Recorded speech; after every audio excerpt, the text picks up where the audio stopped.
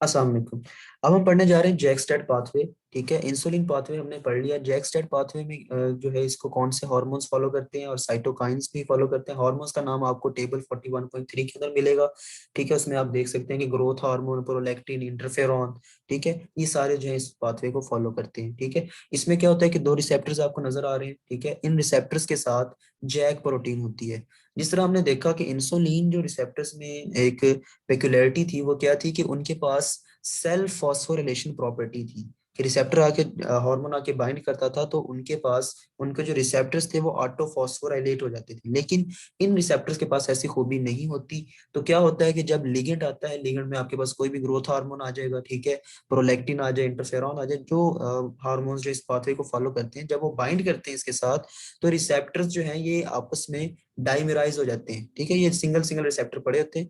तो ये जो डाइमेराइजेशन जब इनकी होती है ना, तो रिसेप्टर के साथ एक प्रोटीन पड़ी होती है जिसको कहते हैं जैक प्रोटीन। ठीक है, इसलिए इसको जैक स्टैट पाथवे कहते हैं। इसके अंदर दो प्रोटीन्स इन्वॉल्व होती हैं, जैक और स्टैट। तो रिसेप्टर के साथ जो जैक प्रोटीन होती है, जैसे ही रिसेप्टर की डाइमराइजेशन हुई, ये जैक प्रोटीन की क्या हो जाएगी, फॉस्फोराइलेशन। दो रिसेप्टर्स आपस में कंबाइन किए, जैक प्रोटीन की क्या होगी, फॉस्फोराइलेशन। और फॉस्फोराइलेशन होने से क्या हो गया, ये जैक प्रोटीन एक्टिव हो गया। जब ये एक्टिवेट होता है तो एक्टिव जैक प्रोटीन जो है रिसेप्टर की फॉस्फोराइलेशन कर देती है। ये आप देख सकते हैं, इसके रेजिड्यूज जो थे, इनकी फॉस्फोराइलेशन जो है वो एक्टिवेटेड जैक प्रोटीन करता है। अब जब रिसेप्टर्स के रेजिड्यूज की फॉस्फोराइलेशन होगी तो ये भी एक्टिवेट हो गए। तो इनके साथ एक प्रोटीन आके अटैच होती है जिसको हम कहते हैं स्टैट। स्टैट जो नॉर्मली बाइंड नहीं करती, जब रिसेप्टर्स की फॉस्फोराइलेशन हो जाती है ना ये रेजिड्यूज के ऊपर, तो वहां पर आके फिर ये स्टैट जो है बाइंड कर जाती है।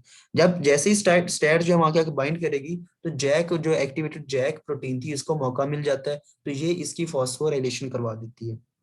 अब इसकी फॉस्फोराइलेशन हुई तो स्टैट प्रोटीन भी एक्टिवेट हो गई। दो स्टैट जो एक्टिवेटेड स्टैट मॉलिक्यूल्स हैं वो आपस में मिलते हैं, डाइमेराइज होते हैं और डिसोसिएट होकर नीचे न्यूक्लियस के अंदर चले जाते हैं। न्यूक्लियस में जाके वो ट्रांसक्रिप्शन करवाते हैं, ट्रांसक्रिप्शन के बाद ट्रांसलेशन होती है और फिर वहां पर जो स्पेसिफिक प्रोटीन्स हैं वो बनती हैं जो कि हमारा फिजियोलॉजिकल रिस्पॉन्स प्रोवाइड करती हैं। दोबारा से बता देता हूँ, ये रिसेप्टर्स जो है, हार्मोन आता है, लिगेंड आके बाइंड करता है, रिसेप्टर की डाइमेराइजेशन होती है, जैक प्रोटीन की फॉस्फोराइलेशन हो जाती है जो कि एक्टिव फॉर्म में आ जाता है। जब जैक एक्टिवेट होता है तो वो रिसेप्टर के रेजिड्यूज की फॉस्फोराइलेशन करता है और इस फॉस्फोराइलेटेड रेजिड्यूज के ऊपर आके स्टैट प्रोटीन अटैच होती है। जैसे ही वो अटैच होती है तो फॉस्फोराइलेटेड जो जैक प्रोटीन है वो इसकी फॉस्फोराइलेशन भी करवा देती है और ये बाद में डाइमराइजेशन करके ट्रांसक्रिप्शन और ट्रांसलेशन करवा देते हैं।